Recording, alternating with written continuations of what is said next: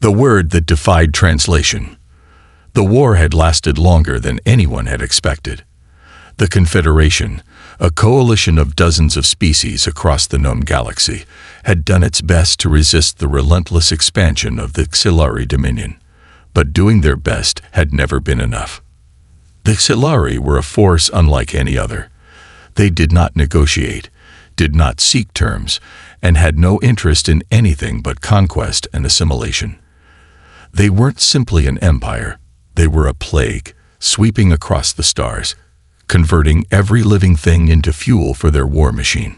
Entire planets had fallen within weeks. Fleets of powerful warships had been reduced to burning wrecks. The Confederation had tried everything: advanced technology, psychological warfare, experimental weapons, but none of it had slowed the Xelari. And now, as the enemy turned their attention toward the last major stronghold in the sector, Rhea IV, everyone knew the battle was already lost. The 17th Army Group had been assigned to hold the planet as long as possible, but the officers knew what that meant. There was no escape. There was no miracle coming. This was a death sentence. Commander Thalvorin, a seasoned tactician from the Oricary species, had never been one for false hope. He had fought in countless battles, lost more soldiers than he cared to remember, and had long since come to terms with the brutal reality of war.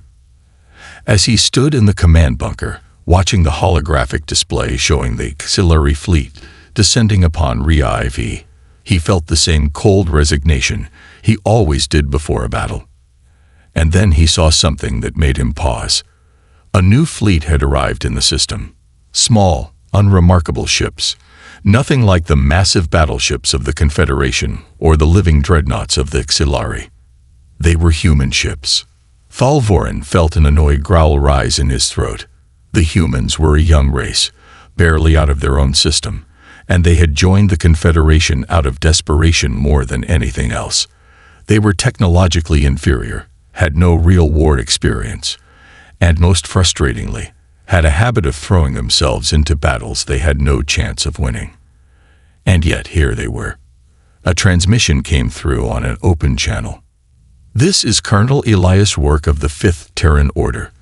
We understand you could use some reinforcements." Thalvorin sighed. "Colonel, we appreciate the gesture, but you should leave while you still can. You have no idea what you're about to face."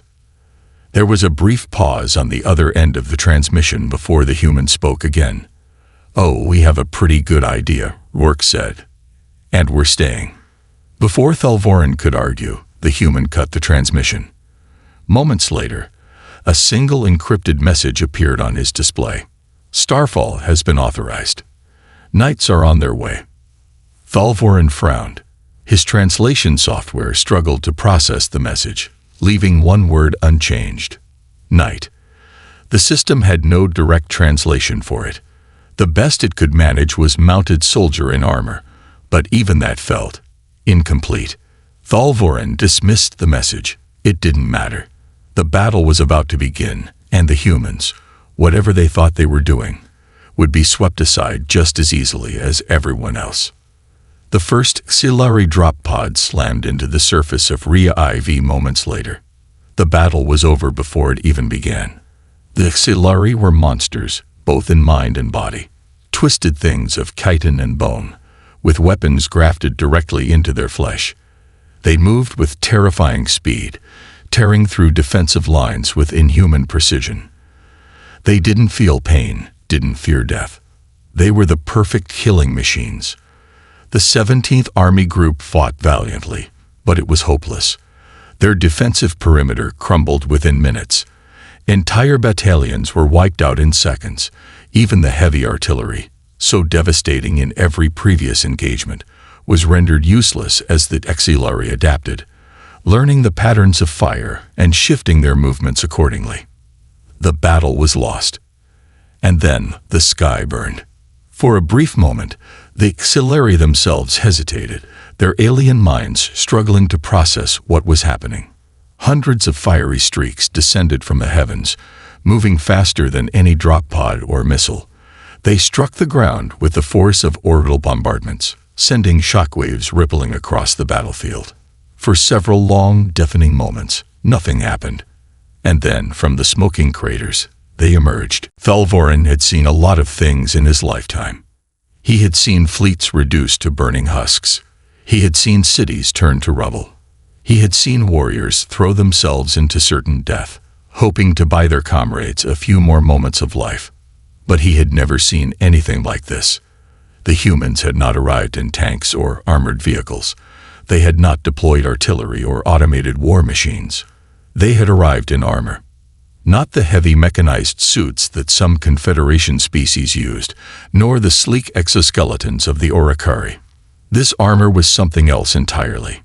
It was heavy, reinforced with plating that shimmered in the firelight.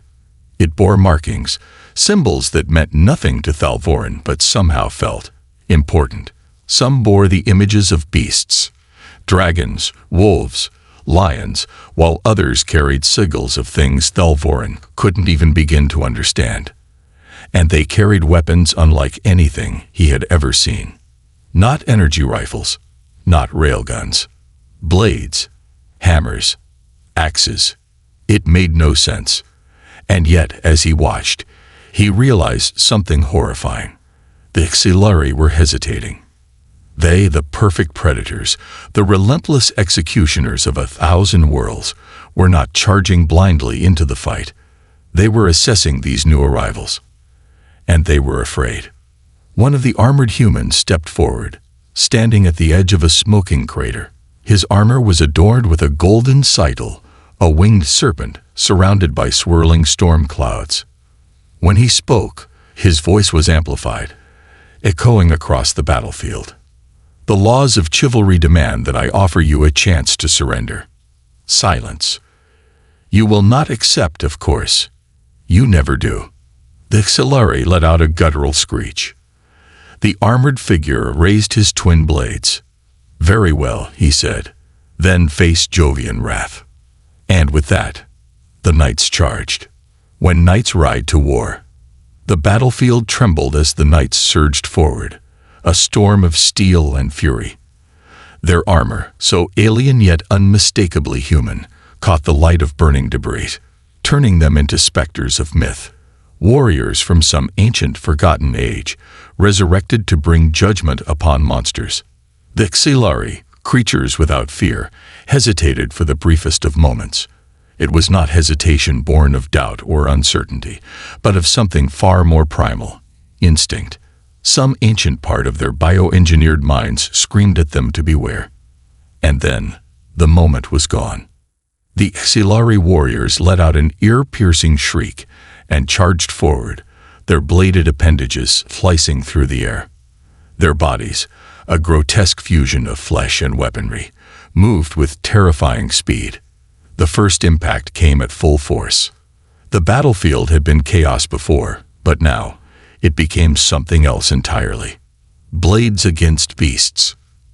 Commander Thalvorin had fought in countless wars, seen weapons of every shape and form, from rail cannons that could punch through a battleship's hull to plasma fields that could vaporize entire platoons. But he had never seen anything like this. The human warriors met the Xelari in brutal, close-quarters combat, steel against claw, hammer against bone. One knight, his armor adorned with the sigil of a roaring golden lion, swung his massive warhammer in a deadly arc. The weapon struck a Xelari warrior mid-charge, crushing its chitinous exoskeleton like fragile glass. The impact sent a shockwave rippling outward, hurling smaller enemies off their feet. Another knight, clad in dark, almost spectral armor, moved with terrifying precision. He weaved through the chaos, twin daggers flashing like lightning as he carved through Xelari flesh. He danced through the carnage, his strikes methodical, efficient, killing not with brute force, but with calculated execution. A third, bearing the sigil of a silver wolf howling at a storm, wielded a long-bladed greatsword. He moved like a force of nature, his strikes splitting Xelari warriors in half with every swing. His blade hummed, coated in some strange energy that allowed it to cut through even the reinforced bio-armor of the enemy.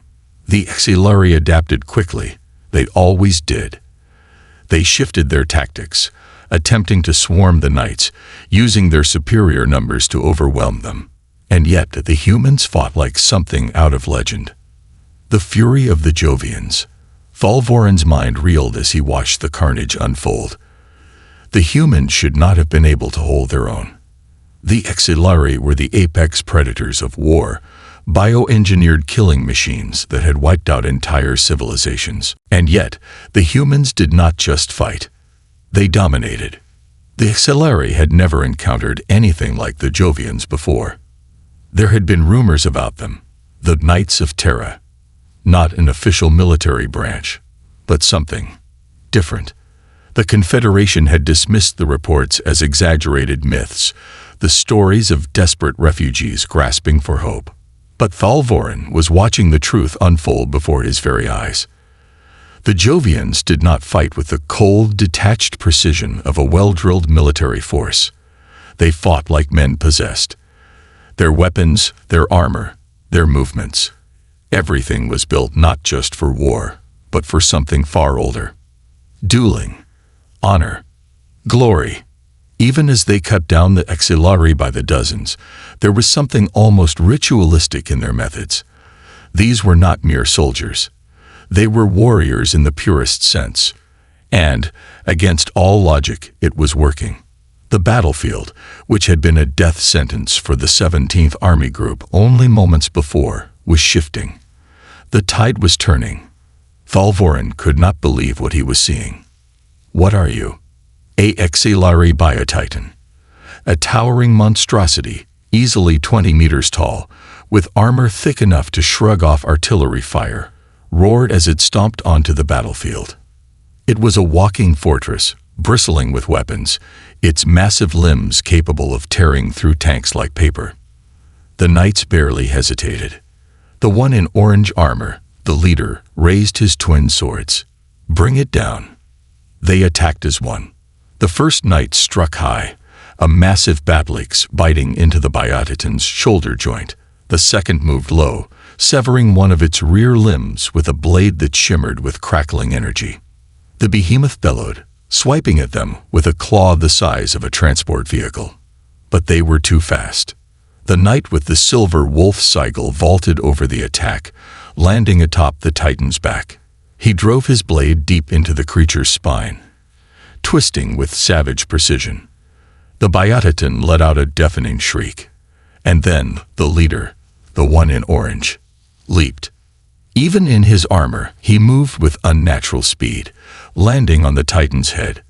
He drove both swords into the creature's skull, embedding them up to the hilt. For a moment, there was silence. And then the Titan collapsed. Thalvorin felt his breath hitch. Even from this distance, he could see the aftermath. 5 warriors, 5 knights, and they had just slain something that had taken entire regiments to bring down before. He barely had time to process what had happened before he realized that the battlefield had gone quiet. The Xelari had stopped. The perfect predators, the merciless conquerors of 1,000 worlds, stood frozen, not in confusion, not in rage, but in fear. The leader of the knights stepped forward, his armor coated in the blood of his fallen enemies. His helmet still concealed his face, but when he spoke, his voice carried across the battlefield. "You were given a chance to surrender," he said. His voice was calm, almost disappointed. "You refused." He raised a single blood-stained sword. "Then you will die here." The knights charged. The Xelari broke. For the first time in their history, they ran. The aftermath of a miracle. Thalvorin stared at the carnage in disbelief. It wasn't just that the Xelari were retreating. It was that they were fleeing in sheer, unbridled terror. He had never seen them break like this. And it was because of 5 men. No, not men. Knights. The translation software still struggled with the word, but Thalvorin understood it now. It was not just a rank, not just a title. It was a declaration, a promise, a legend. And the Xelari had just learned what it meant. The battle was over. But something told Thalvorin that this was only the beginning. The fear of gods and monsters. The battlefield was quiet now, save for the crackling of flames and the distant echoes of retreating Xelari war beasts. Where once there had been chaos, now there was only silence. Commander Thalvorin had seen miracles before. He had witnessed last stands that should have been impossible, victories that had defied the laws of war. But this was something else entirely. The Xelari did not retreat. It was not in their nature. They did not surrender. They did not flee. They consumed. They annihilated. They became. Yet here they were, abandoning the battlefield, scattering like vermin in the night. And all because of 5 men. Thalvorin turned his gaze back to them. The knights. They stood among the wreckage, weapons still in hand, armor coated in the blood and ichor of their enemies. The leader, the one with the burning serpent on his armor, watched the retreating Xelari with something that looked almost like disappointment. "You gave them a chance to leave," Thalvorin finally said, stepping forward. His voice sounded foreign to his own ears, as though he could barely believe what he had witnessed. "I did," the knight answered simply, sheathing his twin blades. "They chose wrong." There was no arrogance in his voice, no triumph, just a cold, unshaken certainty, as if he had always known how this would end. The other knights moved with casual efficiency, checking their weapons, scanning the horizon for any stragglers. "Who are you?" Thalvorin asked. The leader removed his helmet. For the first time, Thalvorin saw his face. A human. Ordinary, yet not. His features were weathered, scared, yet his eyes. Those eyes held something ancient. Something dangerous. "I am Elias Rourke," the human said. "Knight Captain of the 5th Order." Thalvorin's mind reeled. "I do not understand. What is this order?" Rourke tilted his head slightly, as if considering the question. "We are soldiers," he said at last, "but not in the way you understand." Thalvorin frowned. "You are warriors, clearly. But your methods, your weapons, they are outdated, obsolete." "Are they?" Rourke countered, raising an eyebrow. "And yet here we stand, and the Xelari do not." Thalvorin had no response to that. The Xelari had crushed entire armies. They had slaughtered warriors equipped with the most advanced weapons in the galaxy. And yet, against 5 humans, they had fled. The whisper of terror, the remaining forces of the 17th Army Group emerged from their battered fortifications. Some still held weapons at the ready, as if expecting the battle to reignite at any moment. Others simply stood in stunned silence, eyes locked onto the knights. Whispers spread among them. "What are they? How did they do that? Did you see how they fought?" Thalvorin saw it in their faces, the same thing he had felt himself. Awe. Fear. The knights had done the impossible, and nothing terrified soldiers more than the unknown. "The Xelari will return," Thalvorin said at last, shaking his head as if to clear his thoughts. "They never stop. They will come back, stronger, more prepared." "Good," Rourke said simply. Thalvorin blinked. "You welcome their return." Rourke turned to him, a faint smirk tugging at the corner of his lips. "They ran today. That means they're afraid. And fear, Commander, is a weapon far greater than any plasma rifle or orbital bombardment."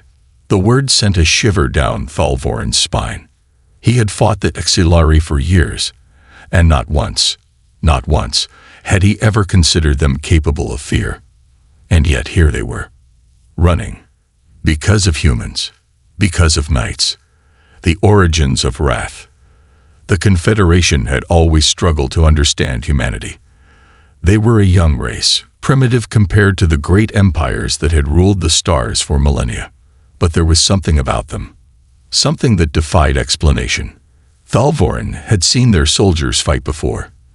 They were aggressive, reckless, even foolish at times, but they never gave up. Now, looking at these knights, he understood something. Humanity had not survived their homeworld because they were stronger. They had survived because they were relentless. You said you are not soldiers in the way I understand, Thalvorin said slowly. Then what are you? Rourke turned his gaze to the horizon, where the last remnants of the Xelari retreat shimmered in the distance. We are humanity's answer to monsters, he said. There was something ancient in those words, something terrifying.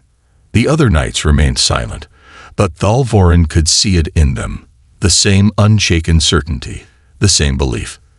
They were more than warriors. They were symbols. And symbols, Thalvorin knew, were more powerful than any fleet, any army. Rest now, Rourke said, his voice quiet but commanding. The battle is won, but the war has only just begun. Thalvorin exhaled slowly, nodding. He did not understand the knights, but he knew one thing. The galaxy had changed today. The Xelari had learned fear, and nothing would ever be the same. The oath of fire and steel, the fires of battle had not yet died. Rhea Ivy's once thriving fields and settlements were now scarred with craters, broken fortifications, and the skeletal remains of war machines. Smoke still rose in great plumes from shattered strongholds, a grim reminder of what had transpired here. The planet had survived, but at what cost? Commander Thalvorin stood on the balcony of the central command structure, looking out over the ruined landscape. His troops moved below, tending to the wounded, salvaging what little equipment remained, and preparing for what they all knew would come next. The Xelari were never truly defeated. A retreat, no matter how humiliating, was nothing more than a delay in their endless march. They would return with greater numbers, with deadlier weapons, and with new terrible mutations. Their strategy was simple: overwhelm, adapt, consume. And yet, for the first time, they had run. The thought sent a shiver down his spine. The Xelari feared nothing. Not pain, not death, not destruction. They were beyond such weaknesses. So why had they fled from the knights? A legend reborn. The humans stood gathered in a makeshift war room, a stark contrast to the clean, sterile planning chambers the Confederation was accustomed to. The holographic projectors flickered, their damaged systems barely holding together after the siege. Thalvorin hesitated before stepping inside. He was not sure what he expected to see, but the sight before him still took him by surprise. The Knights of Terra were not celebrating. There were no cheers, no boasting of victory, no reckless toasts to the fallen. They moved with quiet, practiced efficiency, tending to their weapons, repairing their armor, sharpening their blades. They prepared as though the battle had never ended. Elias Rourke, their leader, stood at the center of the room, speaking in hushed tones with one of his warriors. The one Thalvorin had seen wielding the great hammer, the one who had shattered the Xelari's war beasts with a single swing. The Oricari commander cleared his throat. You fight unlike any human force I have seen before. Rourke turned, expression unreadable. That's because we are not a force. We are an order. Thalvorin frowned.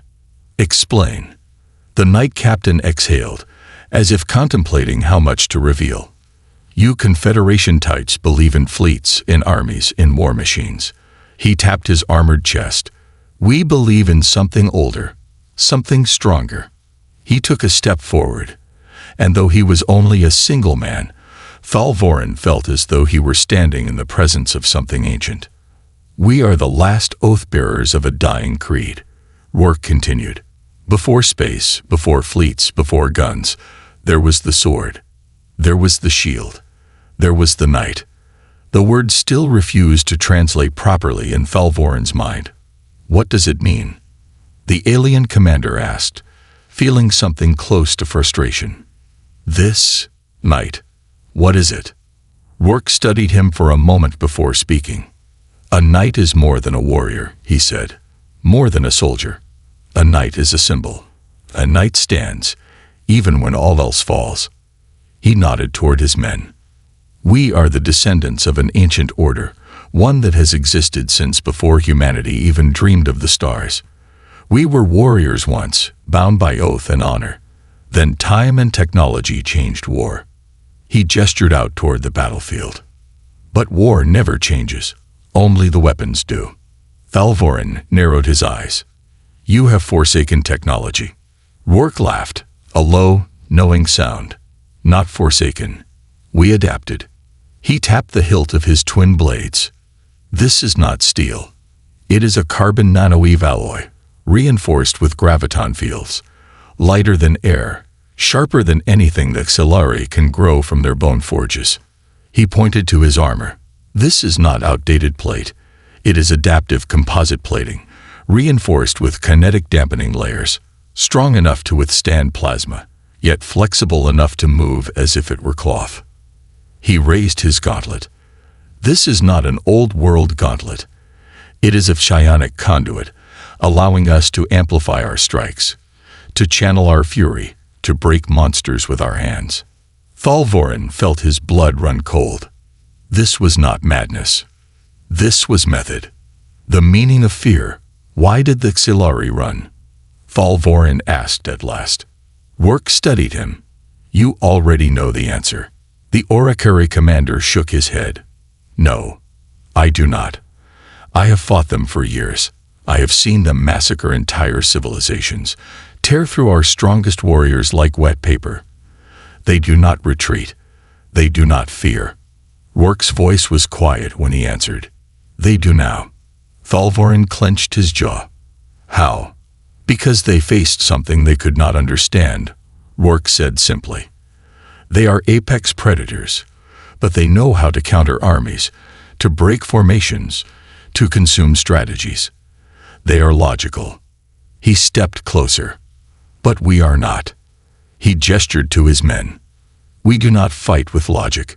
We do not follow the rules of war they expect. We do not break like your armies do. His voice darkened. And we do not fear them. Thalvorin stared at him. He had known warriors who claimed to fear nothing. He had seen them break. Fear was inevitable in war. It was part of survival. But looking into Rourke's eyes, he realized something. This man did not lie. The Knights of Terra did not fear the Xelari, because they were the thing the Xelari feared, the dawn of a new war. A deep rumbling echoed through the command center, a distant, guttural roar. Thalvorin stiffened. They are coming back. Rourke did not move. Good, he said. Thalvorin turned to him sharply. You speak as if this is something to celebrate. The knight captain smiled. It is. He picked up his helmet, sliding it back over his head. They learned fear today, he said. But fear alone is not enough. Fear fades. Fear can be forgotten. He drew his twin blades, and they hummed with energy. So we must remind them. The other knights took their positions, preparing their weapons. Their movements were not frantic, not rushed. They were certain. Thalvorin felt something deep within him shift, something he had not felt in years. Hope. The Confederation had tried everything, but they had never tried this. As the Xelari forces re-emerged on the horizon, vast and endless, the knights stood ready. No war machines, no fleets, just men in armor. And for the first time, Thalvorin thought, maybe that was enough.